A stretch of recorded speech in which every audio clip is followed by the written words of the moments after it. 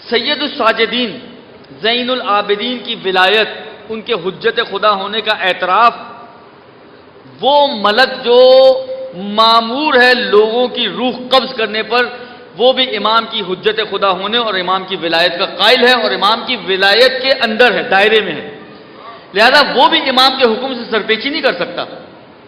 علماء نے ایک واقعہ نقل کیا ہے، بلخ کا رہنے والا ایک انتہائی مومن اور بزرگ شخصیت، مرد مومن، جو ہر سال حج پہ جایا کرتا تھا، ہر سال مشرف ہوا کرتا تھا حج سے، اور حج کے بعد مدینے آیا کرتا تھا، پیغمبر کی زیارت کیا کرتا تھا اور امام سجاد کی خدمت میں حاضر ہوا کرتا تھا، مولا کو عرض ادب کیا کرتا تھا، مولا کو کے لیے کچھ ہدایہ لے کر آیا کرتا تھا، ہدیے پیش کیا کرتا تھا، جو اس کے سوال و جواب ہوا کرتے تھے مولا کی خدمت میں سوال و جواب پیش کر کے اپنے جواب لے کر پھر مولا کی خدمت سے رخصت ہو کر اپنے شہر چلا جایا کرتا تھا۔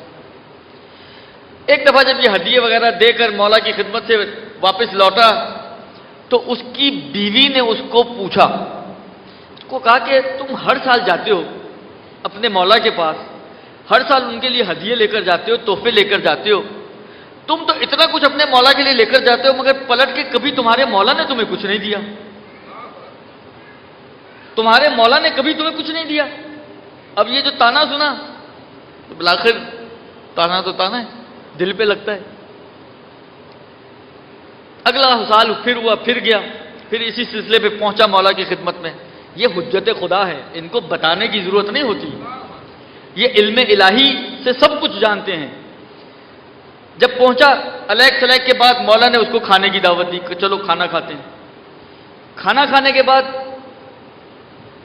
تشت آیا، پانی کا ایک لوٹا آیا، یہ اٹھا، پانی کا لوٹا لیا اور مولا کے ہاتھ دھلوانے کے لیے آگے بڑھا، کہا تم یہ زحمت کیوں کر رہے ہو، تم تو ہمارے مہمان ہو۔ کہا مولا میں چاہتا ہوں آپ کی کوئی خدمت انجام دوں۔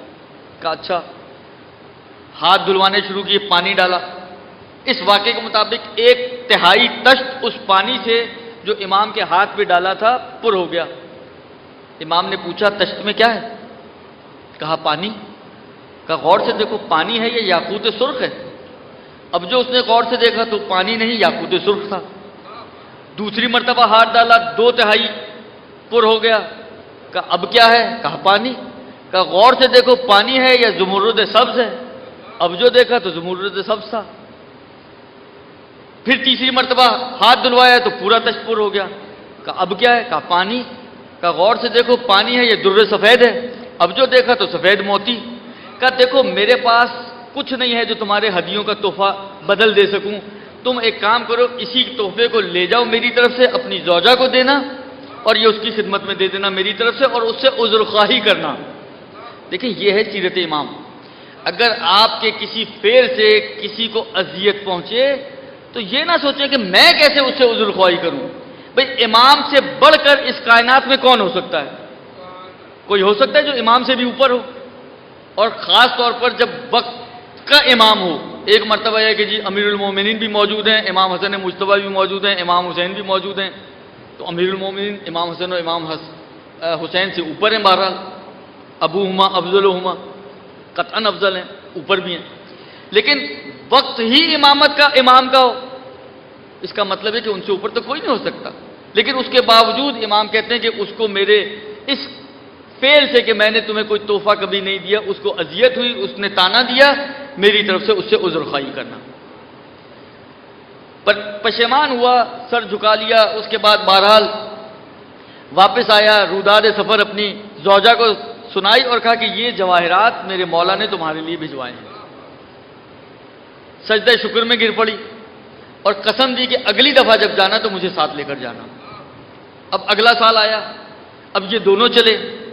حج کے بعد جب نکلے مکے سے مدینہ جانے کے لیے کہ مدینے کے قریب کسی منزل پر اس کی بیوی بیمار ہوئی اور وہیں اس کی بیوی کا انتقال ہو گیا۔ یہ پریشان حال بھاگا بھاگا آیا مولا کی خدمت میں، سلام عرض کیا، مولا کو سارا واقعہ بیان کیا۔ مولا نے 2 رکعت نماز پڑھی، خدا کی بارگاہ میں دعا کی اور اس کے بعد اس شخص کو کہتے ہیں کہ جاؤ تمہاری بیوی بے حکم الہی زندہ ہو چکی ہے، جاؤ تم اس کے پاس پہنچ جاؤ۔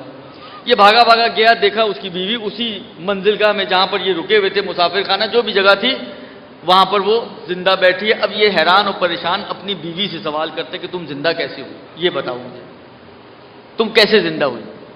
کہا کہ جب یہ بیماری وغیرہ کا موقع آیا اور وقت آخر آیا, ملک الموت پہنچ گیا. ملک الموت نے میری روح کو قبض کیا, لیکن اس سے پہلے کہ وہ میری روح کو لے کر جاتا, ایک انتہائی نورانی شخصیت اور پھر ان کی خصوصیات بیان کرنا شروع کی اس نے, کہ خصوصیات کو سننے کے بعد یہ شخص کہتے کہ یہ میرے مولا سید الساجدین زین العابدین ہیں.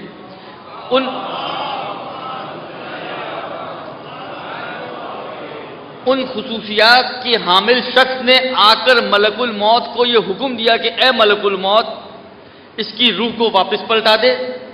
میں نے پروردگار عالم سے اس کے لیے 30 سال کی عمر لی ہے, اور اس کی وجہ یہ کہ یہ ہماری زیارت کے لیے آئی تھی.